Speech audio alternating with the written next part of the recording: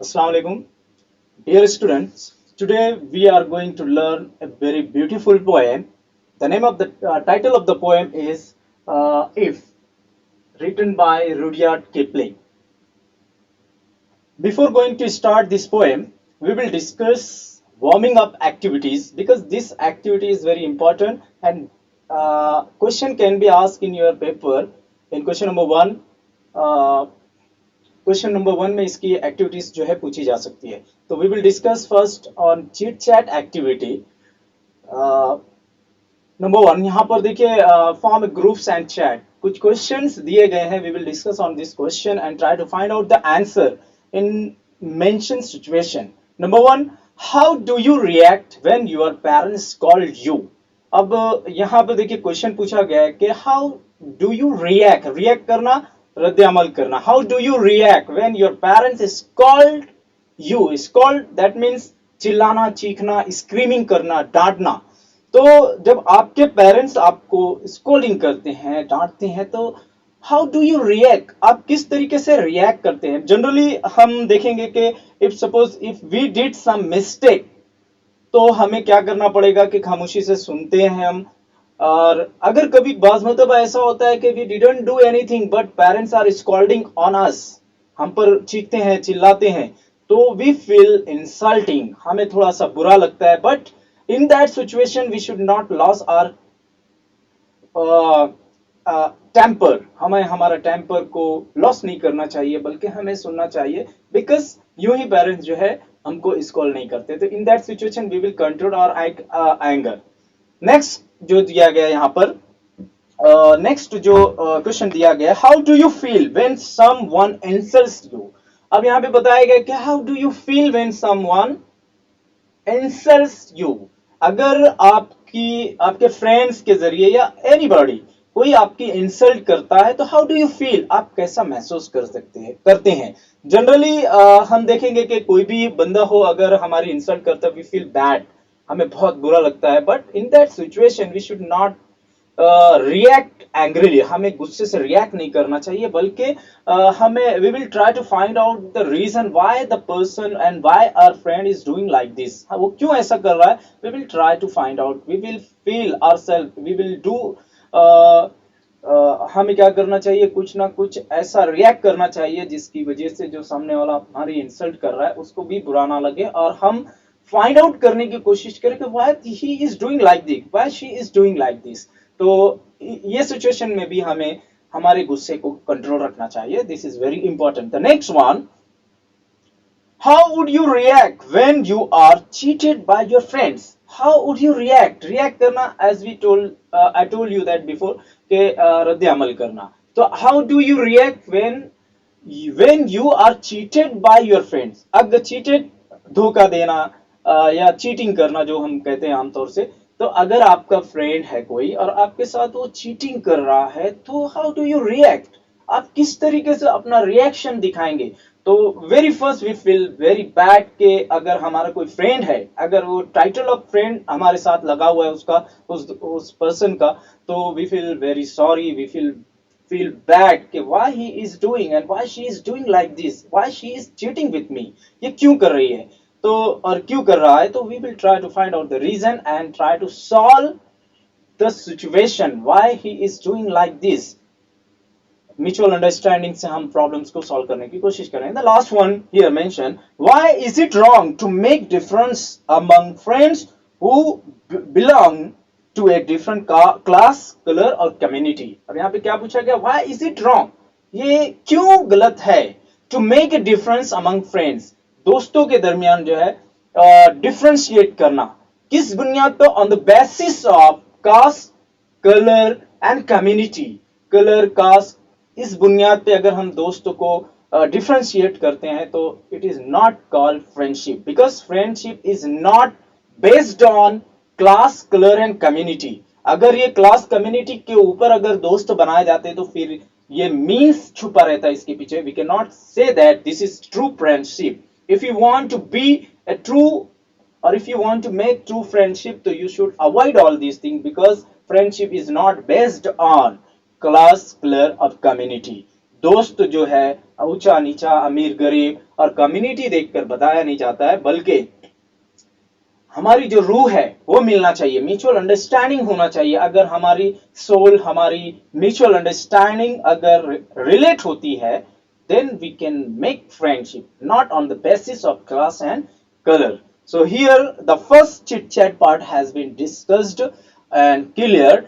Next जो हम देखेंगे, हमारी जो नेक्स्ट एक्टिविटी है,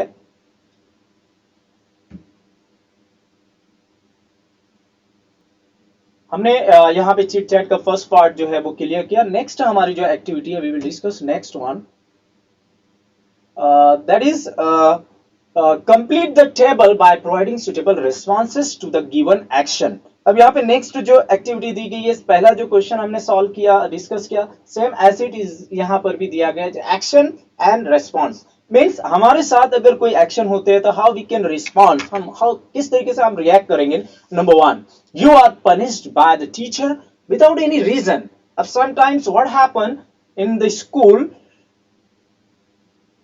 हमने कुछ किया ही नहीं लेकिन टीचर के जरिए हमें पनिशमेंट मिल जाती है, तो that time we feel very bad because the friends are smiling and laughing on us, because teacher हमें पनिश करता है, तो जो दोस्त होते हैं या जो भी होते हैं क्लास के अंदर, they are laughing on us. तो ये हमारी ये सिचुएशन जो है that is very bad for us. तो ये सिचुएशन बहुत बैड होती है, लेकिन यहाँ पर बताया गया you are punished by the teacher without any reason, then हमारा रिस्पॉन्स क्या रहना चाहिए, आई shall not lose my temper, but I shall talk to the teacher afterwards.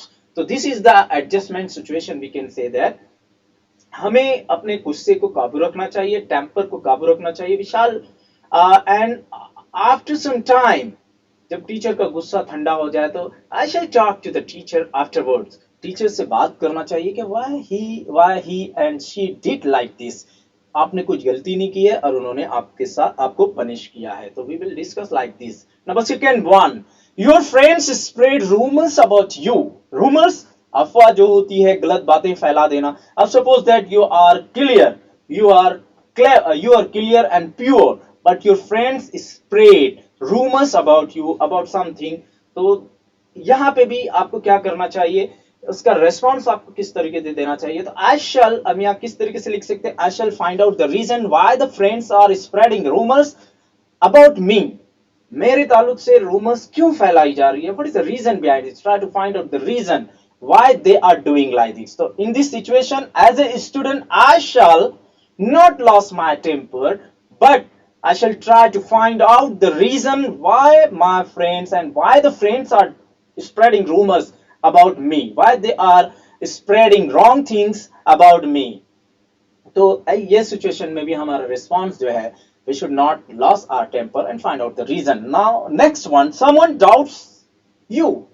Doubt check करना। अब कभी कभी सिचुएशन ऐसी आती है कि क्लास में अक्सर क्या होता है कि कुछ चीजें चोरी हो जाती है, तो फ्रेंड्स जो है आपके ऊपर डाउट करते हैं। तो ऐसी सिचुएशन में बात मतलब क्या होता है ना, कुछ बच्चे ऐसे होते हैं कि जो जिनकी आदत होती है क्लास में किसी की बैग से कुछ चीजें निकाल लेना, और सब उसको ऊपर ही शक करते हैं, और किसी दिन अगर किसी का कुछ चोरी हो गया तो सब उस बंदे के ऊपर ही नजरें दौड़ाते हैं। तो ऐसी सिचुएशन में क्या होता है कि आप अगर कुछ नहीं भी किए हैं तो लोग आपकी तरफ देखते हैं। लेकिन यहाँ पर क्वेश्चन पूछा गया, समवन डाउट्स यू, अगर कोई इंसिडेंट हुआ, कोई बात हो गई और आपके फ्रेंड्स और या कोई एक जो बंदा है आपके ऊपर डाउट कर रहा है, शक कर रहा है, तो in this situation I shall, यहाँ पे as a student what I will do, I shall clear his or her mind, because I will try to I shall try to explain the situation, explain the fact,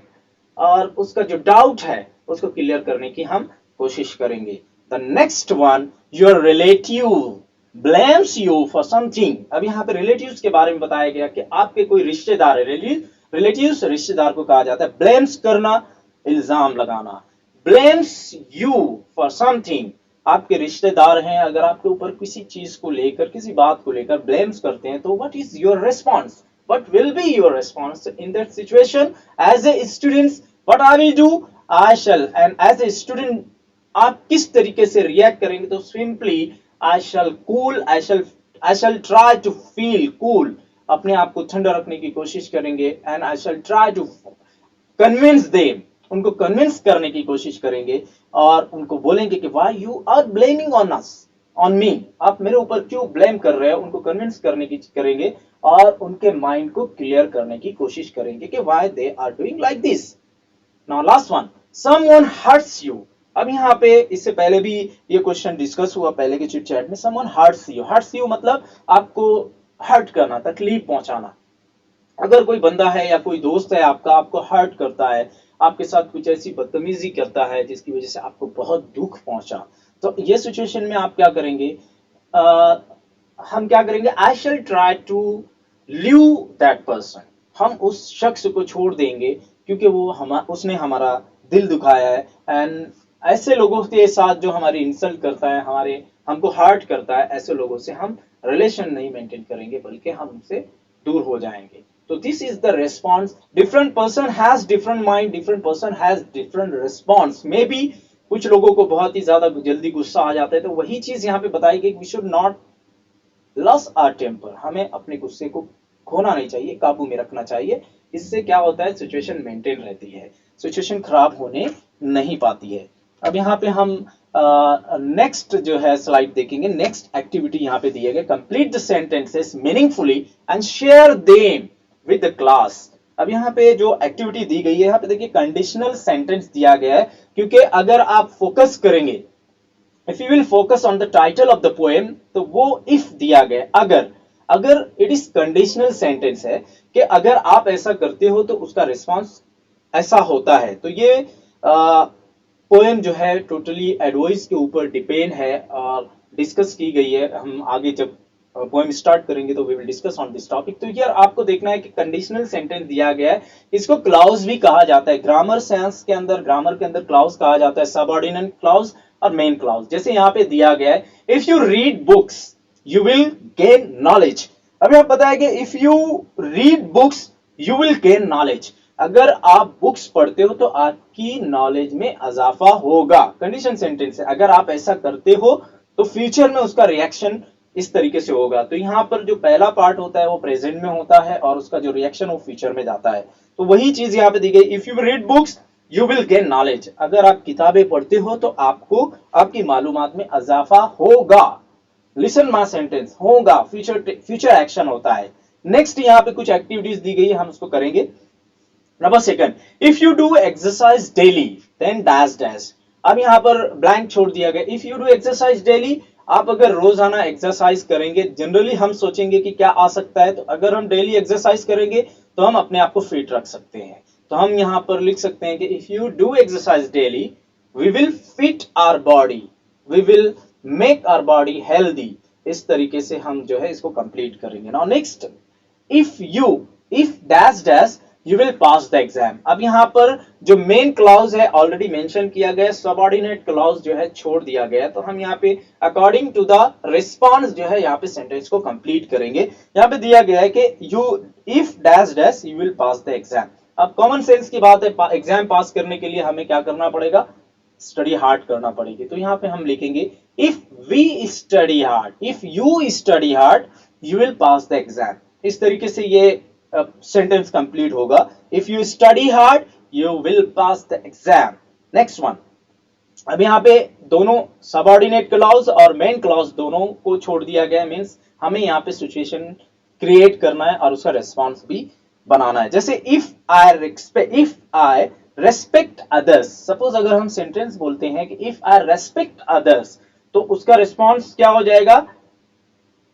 if I respect others others will respect you, है ना। अब यहाँ पे क्या बताएगा? अगर इस तरीके से लिखते हैं, if you respect others, अगर आप दूसरे की इज्जत करते हो तो others will respect you, तो दूसरे भी जो लोग हैं वो आपकी रिस्पेक्ट करेंगे। उसके बाद नेक्स्ट जो दिया गया है, यहाँ पर हम किस तरीके से बनाएंगे? अब यहाँ पे जो सबऑर्डिनेट क्लॉज जो है पहले दे दिया गया, मेन क्लॉज को पहले दिया गया, सबऑर्डिनेट क्लॉज को बाद में दे दिया गया। आगे पीछे हो सकता है सेंटेंस, लेकिन जो तरीका है वो वही रहता है। यहाँ पे हम लिखेंगे I shall win the game, I shall win the game if I practice hard.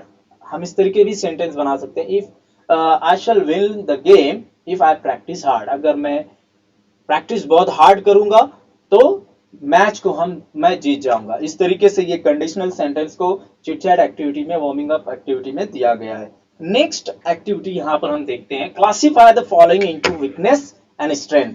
Weakness जो कमजोरी होती है, स्ट्रेंथ हमारी जो ताकत होती है। तो यहाँ पे बहुत सारे ऐसे स्मार्ट वर्ड्स दिए गए, हैंडसम वर्ड्स दिए गए हैं जो हमारी लाइफ के अंदर बहुत ही इंपॉर्टेंट रोल अदा करते हैं। तो some words are related with our weakness and some words are related with our strength.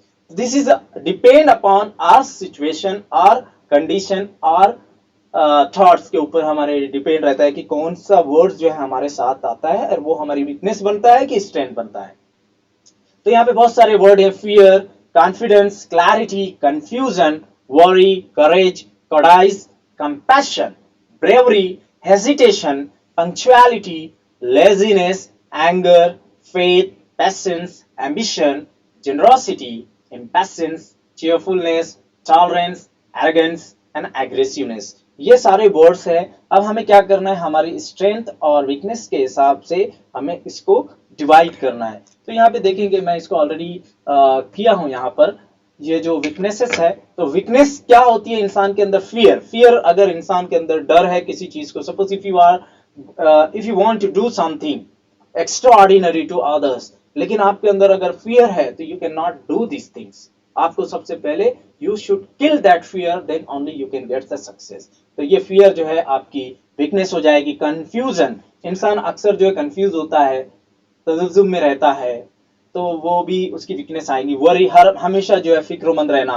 कड़ाइज, बुजदिली, hesitation, हिचकिचाहट महसूस करना। लेजीनेस, काहिल, सुस्तीपन। एंगर, गुस्सा। इंपैशन, गुस्से को जो है हम कहेंगे कि लॉस कर देना। एग्रेसिवनेस, हमेशा जो है गुस्से में रहना। तो दीज आर आर वीकनेसेस, ये हमारे अंदर नहीं होने चाहिए। अगर ये सारी चीजें हमारे अंदर है तो we should eradicate if you want to get success. अगर हमें कामयाबी हासिल करना है तो सबसे पहले हमें क्या करना पड़ेगा, we should kill all that things. इस चीज को हमें किल करना पड़ेगा।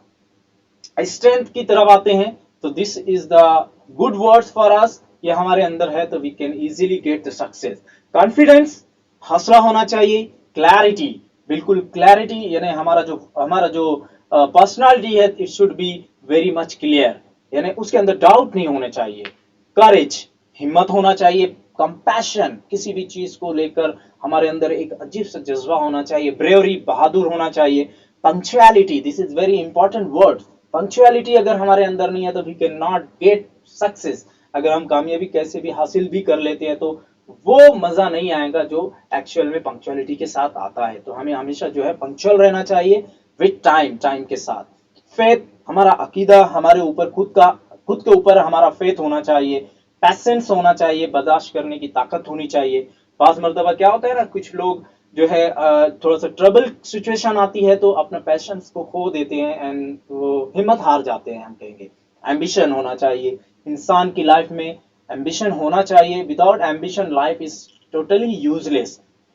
अगर हमारी लाइफ में हम कुछ हमारा गोल एम्बिशन सेट नहीं करते हैं तो that life is totally useless, उसका कुछ मकसद नहीं होता है। जेनरसिटी होना चाहिए, चेयरफुलनेस होना चाहिए, टॉलरेंस होना चाहिए। चेयरफुलनेस हमारे अंदर भी जो है हमेशा जो है चेहरे पर एक मुस्कुराहट होनी चाहिए, वो चाहे सिचुएशन ट्रबल की हो या अच्छी सिचुएशन हो। हम किसी से मिल रहे हैं तो हमारे चेहरा जो है मुस्कुराता होना चाहिए, मुस्कुराता हुआ होना चाहिए। ये नहीं कि हम किसी से मिल रहे हैं तो बेजार होकर, या सामने वाले को ये नहीं लगना चाहिए कि यार ये तो मिला लेकिन खुशी नहीं हुई। तो हमारे चेहरे पे हमेशा जो है चेयरफुलनेस रहना चाहिए। टॉलरेंस, बर्दाश्त करने की ताकत रहना चाहिए, ये भी बहुत इंपॉर्टेंट है। तो ये सारी चीजें जो है हमारे लिए स्ट्रेंथ का काम करती है, कॉन्फिडेंस का काम करती है, ताकत का काम करती है।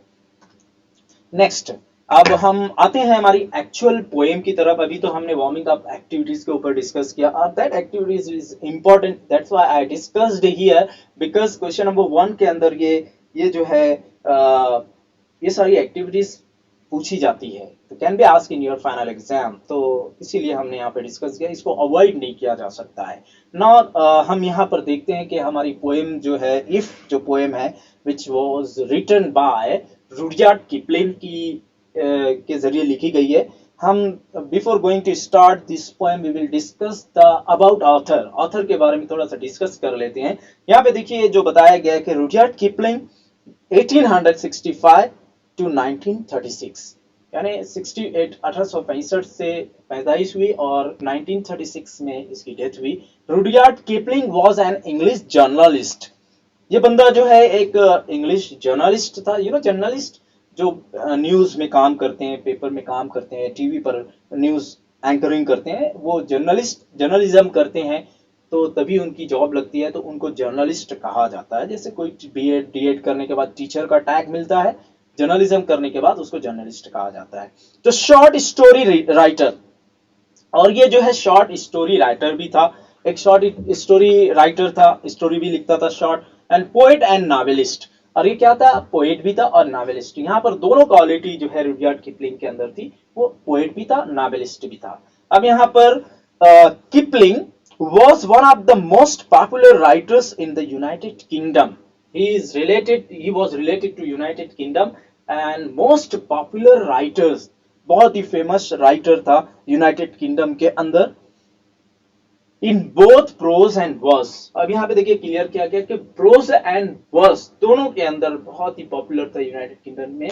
तो वर्स एंड प्रोज मीन्स के ये नॉवेल भी लिखता था और पोएम भी लिखता था। तो प्रोज जो है नॉवेल के अंदर काउंट होता है और वर्सेस जो होते हैं वो पोएम के अंदर होते हैं। In the late 19th and early 20th centuries, इसका जो दौर था, इसका जो एरा था, वो लेट 19th सेंचुरी के बिल्कुल आखिर का हिस्सा and beginning of the 20th century, ये दोनों जो है ये एरा के अंदर जो है शामिल रहा।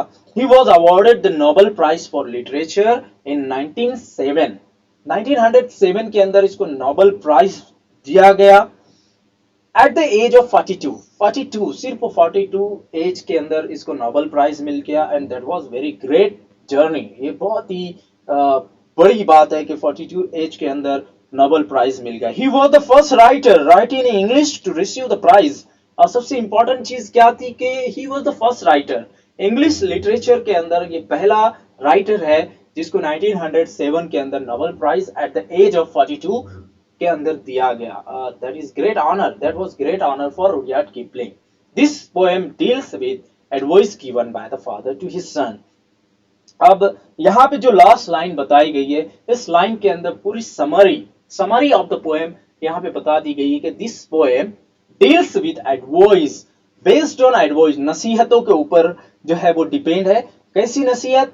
Bye father to his son, एक वालिद जो है अपने बेटे को नसीहत करता है। यहाँ पर poet as a played as a role of father and he was trying to give advice to his son, उसके बच्चे को जो है एडवाइस कर रहा है, और वो एडवाइस ये कर रहा है कि if you want to get success, if you want to be a successful person, तो whatever I advise to you, you have to follow and then you will get easily the success of successful life। तो okay, तो यहाँ पर हमने Rudyard Kipling के बारे में भी डिस्कस किया अबाउट द राइटर के वो क्या है और उसको किस तरीके से ऑनर्स दिया गया। हम जो है अब डायरेक्टली स्टार्ट करते हैं। अब यहाँ पर मैं ऑनर नेक्स्ट हम जो है डायरेक्टली पोएम स्टार्ट करते हैं। वेरी फर्स्ट स्टैंजा हम डिस्कस करते हैं यहाँ पे। अभी यहाँ पर देखिए जो इमेज दी गई है ये रुडयार्ड किपलिंग की है, जिसके ऊपर हम डिस्कस कर रहे थे, the writer of the poem. ये पोएम को लिखने वाला रुडयार्ड किपलिंग। इमेज भी हमारे जहन में आना चाहिए कि बंदा जो पोएट जिसकी हम पोएम पढ़ रहे हैं उसके बारे में हम जान रहे हैं तो वो दिखता कैसा है। तो अगर आपको कभी भी ये पोएट ये कोई पिक्चर नजर आए तो यू कैन इजीली आइडेंटिफाई कि this is Rudyard Kipling. Okay, next.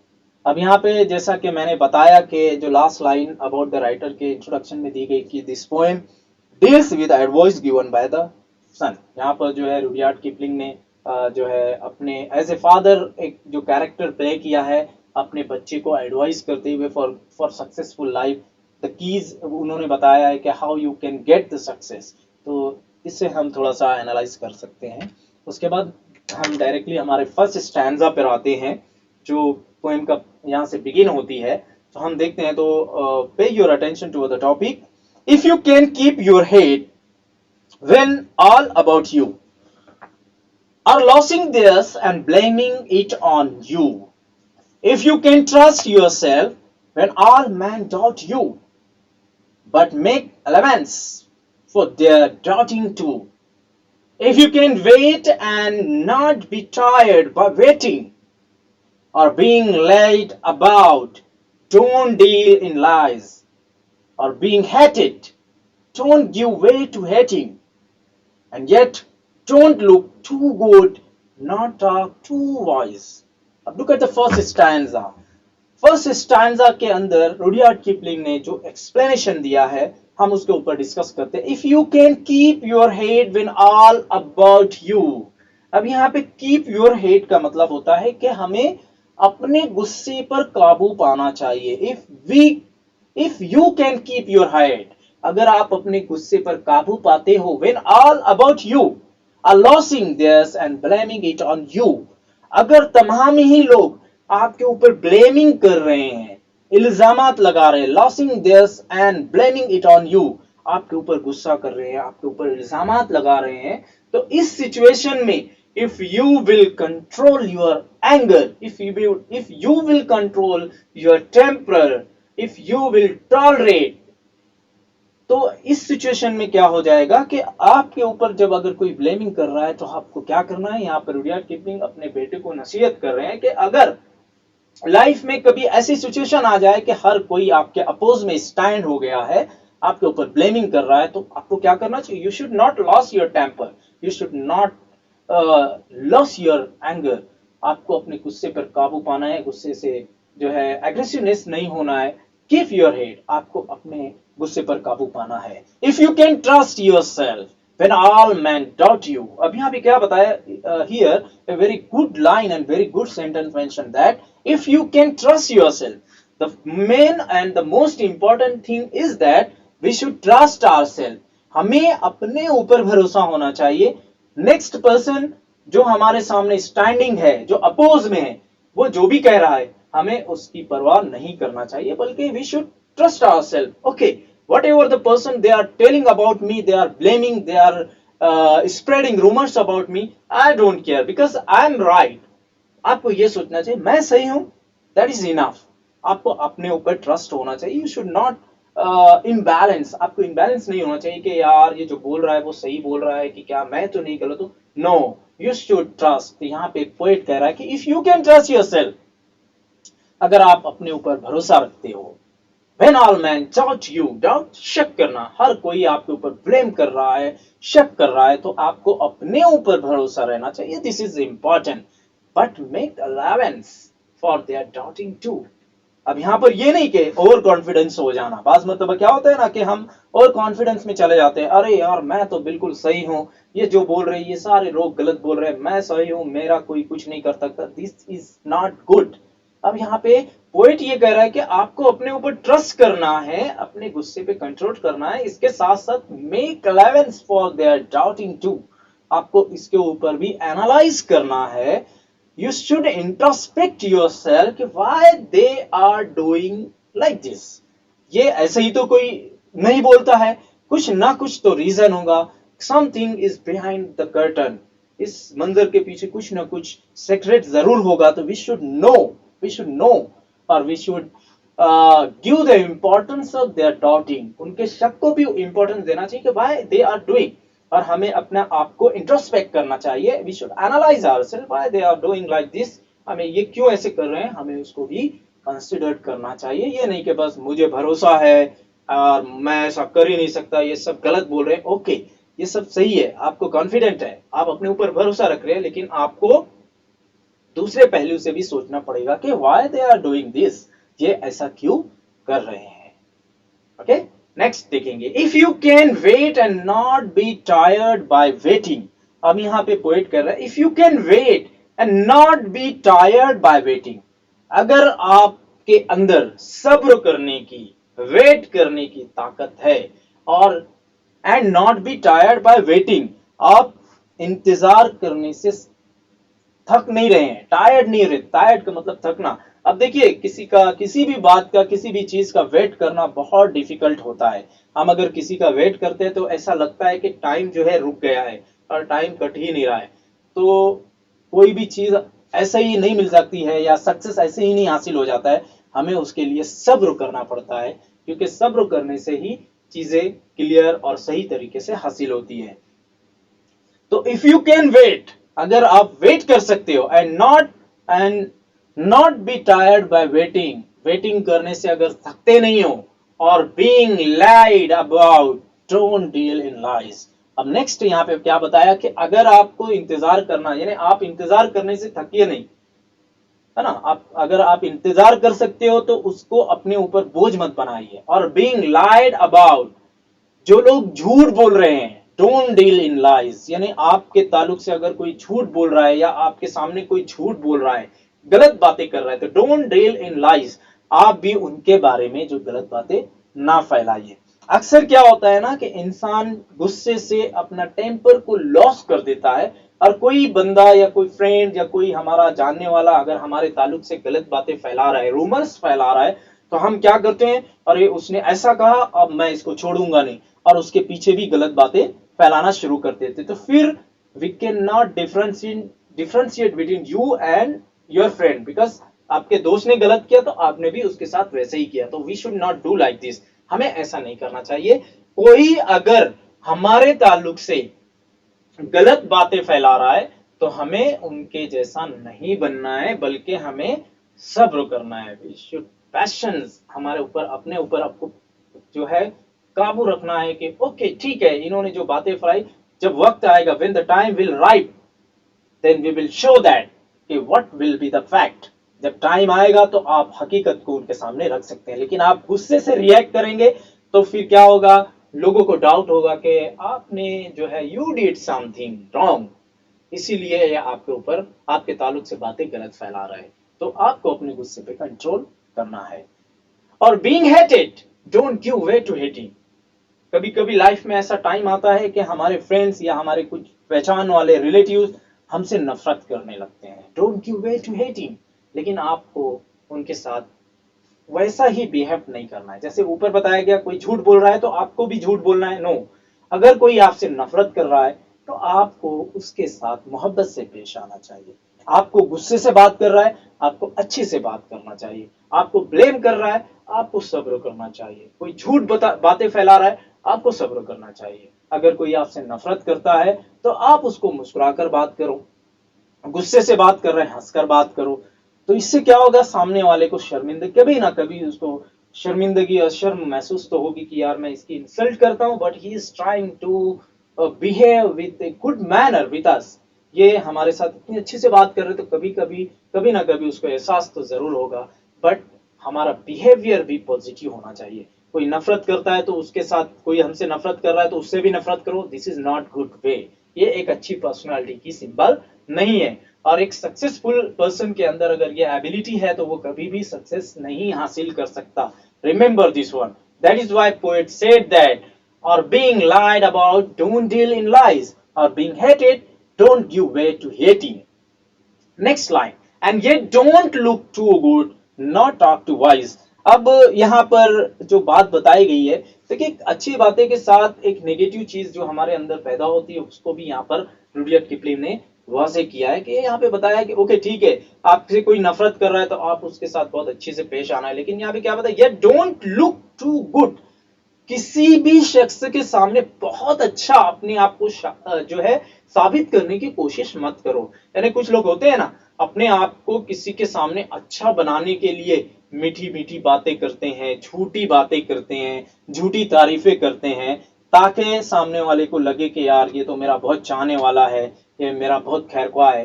तो इससे क्या होता है, अगर हम जरूरत से ज्यादा डाउन हो जाएंगे तो we will lost our respect, हम अपनी इज्जत को जो है वो खो देंगे। नॉट टॉक टू वाइज, बहुत ज्यादा अच्छा बनने की कोशिश नहीं करना है।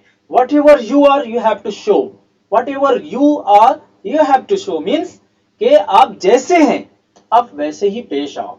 बनावटी कैरेक्टर को अपने अंदर मत लाओ, आर्टिफिशियल कैरेक्टर को अपने अंदर इंटर मत होने दो। क्यों? बिकॉज जब वो आर्टिफिशियल कैरेक्टर जो है वो हकीकत का रूप लेता है तो फिर इंसल्ट होती है। है ना। बाज मतलब कुछ लोग क्या होते हैं कि अपने आप को अच्छा बताने की, यार मैं तो ऐसा हूँ, मैंने इतना परसेंट लाया 10th स्टैंडर्ड के अंदर, मेरे इतने बिजनेस है, मेरे पेरेंट्स ऐसे हैं, लेकिन हकीकत में नहीं होता है। लेकिन जब वो चीज सामने आती है, फैक्ट सामने आता है, तो फिर हमें शर्मिंदगी होती है। तो we should not do this things and yet don't look too good, बहुत ही ज्यादा अच्छा बनने की कोशिश नहीं करना है। And not talk too wise, बहुत ज्यादा जो है जो है अच्छी बातें, मीठी मीठी बातें करने की जरूरत नहीं है। तो यहाँ पे पहला स्टैंजा हमारा क्लियर हुआ। Now we are going to turn our next stanza. If you can dream and not make dreams your master, if you can think and not make thoughts your aim, if you can meet with triumph and disaster and treat those two impostors just the same, if you can bear to hear the truth you have spoken, twisted by news to make a trap for fools, avoid the things you gave your life to, broken, and stoop and build them up with worn tools। अब यहाँ पे देखिए second stanza पे भी poet जो है advice दे रहा है और बहुत ही बेस्ट और स्टैंडर्ड तरीके से समझाने की कोशिश कर रहा है कि if you can dream and not make dreams your master. अब यहाँ पे क्या बता रहे हैं कि इफ यू कैन ड्रीम, आप ख्वाब देख सकते हो, लेकिन क्या करना है, not make dreams your master, या उस ख्वाब का गुलाम नहीं बनना है। Do not slave that dreams, आपको क्या करना है, उस ख्वाब का गुलाम नहीं बनना है। मतलब बस वो जैसा है, जैसा बोल रहा है वैसा ही कर रहे हैं। मतलब आप कुछ बनने की अगर कुछ ख्वाब देख रहे हैं कि I want to be a successful person, I want to be a doctor, I want to be a engineer, an engineer, तो आपको क्या करना है, ये ख्वाब तो देखना है, लेकिन बस उस ख्वाब के गुलाम बन के नहीं रह जाना है। If you can dream and not make dreams your master, if you can think and not make thoughts your aim। अब यहाँ पे बताए if you think, अगर आप किसी चीज के बारे में सोच रहे हो, and not make thoughts your aim, और उस सोच को अपना मकसद नहीं बना रहे हो, तो फिर आपका सोचना बेकार है। Suppose that I will try to explain this two line with the example। Suppose that if you want to be a doctor, आपने डिसाइड कर लिया I want to be a successful doctor, मुझे एमबीबीएस करना है और एक great scientist, great doctor बनना है। तो आपने सोच लिया, आपने सपना देख लिया, बस आप खामोश बैठ गए, बस सोच रहे हैं सोच रहे हैं। तो can we get that dream, can we get that aim? Never, because thoughts require action. जो हम सोच रहे हैं उसके लिए एक्शन की जरूरत है। If you will not action, अगर हम एक्शन नहीं कर रहे हैं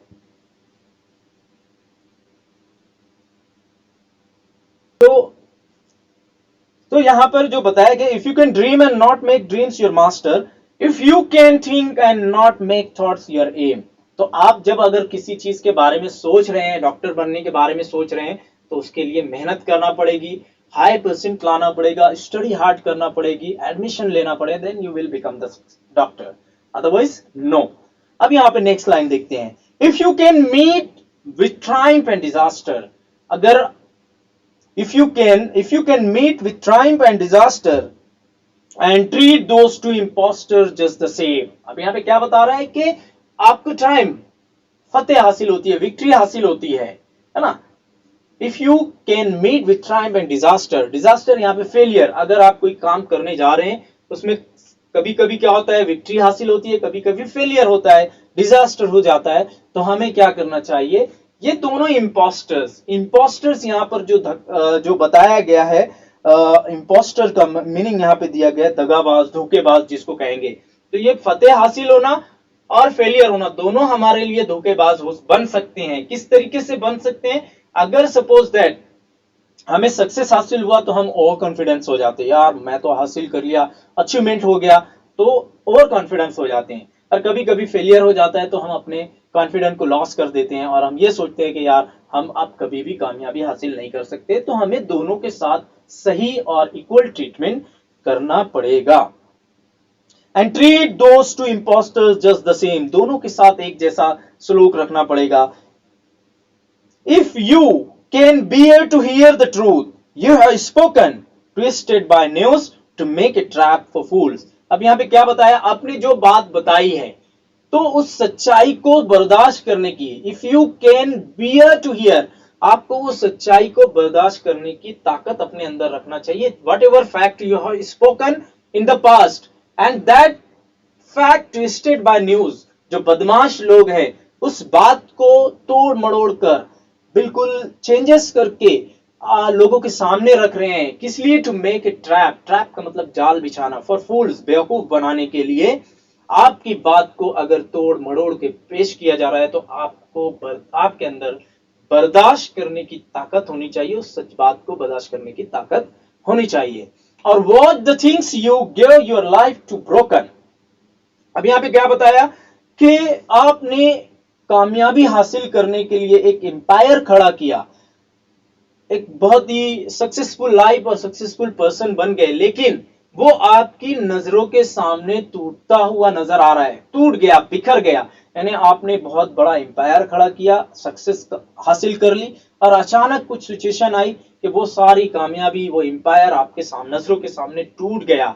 तो आपको क्या करना है, do not loss your confidence, आपको अपने हौसले को लॉस नहीं करना है, कॉन्फिडेंस कायम रखना है। And stoop and build him, यहाँ पे बिल्ड इम जो दिया गया, ईएम दिया गया, ये एम्पायर को कहा गया, एक सल्तनत जो आपने बनाई है, अगर वो आप उसको खो देते हैं तो आपको डरना नहीं है, बल्कि स्टूड एंड बिल्ड इम विथ वोन टूल्स, जो भी आपके अंदर स्किल्स है, भले ही वो पुरानी हो चुकी है, लेकिन वही पुरानी स्किल से, टूल से, औजार से आपको अपना एम्पायर वापस से खड़ा करना है।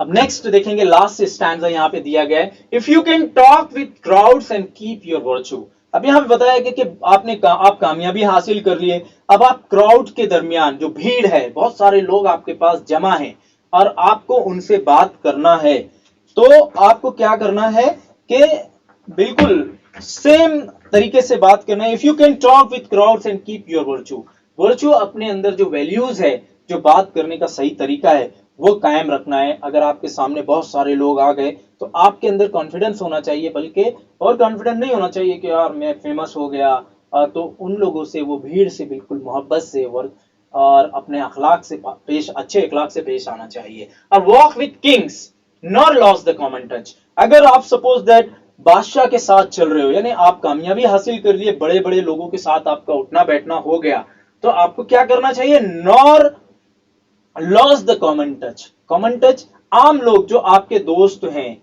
जो कामयाब नहीं है, आप बहुत बड़ी पोस्ट पर चले गए, बड़े बड़े लोगों के साथ उठना बैठना है, तो जो कॉमन टच है, जो लोग हैं, जो छोटे लोग हैं, उनसे भी आपको दूरी इख्तियार नहीं करना है, वरना वो ये सोचेंगे कि ये कामयाब हो गया तो इसके अंदर घमंड आ गया। If neither force nor loving friends can hurt you, अगर आप इस तरीके से अपने अंदर सोच रखते हो, तो इफ नाइदर फोर्स, फोर्स का मतलब दुश्मन, and loving friends can hurt you, आपका दुश्मन हो या आपका चाहने वाला दोस्त हो, वो कभी भी आपको नुकसान नहीं पहुंचा सकता है।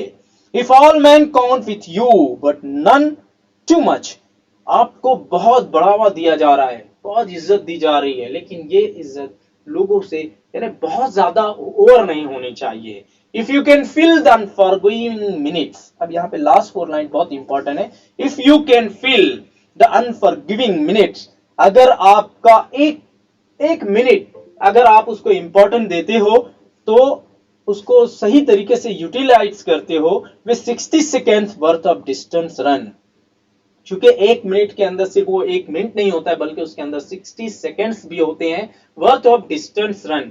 अगर आप उसकी कद्र करते हो, उसको सही तरीके से इस्तेमाल करते हो, तो your is the earth and everything that's in it, तो ये जो धरती है, ये जमीन है, वो आपके लिए है, दैट इज इन इट, और एवरीथिंग दैट्स इन इट, और इस जमीन पे जितनी भी चीज है वो आपके लिए बनाई गई है। And which is more, you will be a man my son, और इससे बढ़कर सबसे बड़ी बात यह है कि you will be a man, आप एक इंसान हो, ह्यूमन बीइंग हो, माई सन। यानी अगर ये सारी नसीहतें अगर आपके अंदर आ गई तो आप कामयाब तो बन जाएंगे, लेकिन उससे बेहतर और उससे अच्छा है कि आप एक अच्छे इंसान बनेंगे, एक अच्छा अखलाक पेश करेंगे। मेरे बेटे रुडयार्ड किपलिंग ने इस तरीके से ये पोएम को एक्सप्लेन किया, और आई होप दैट कि आपको समझ में आया होगा. In our next period we will continue our next chapter. Thank you.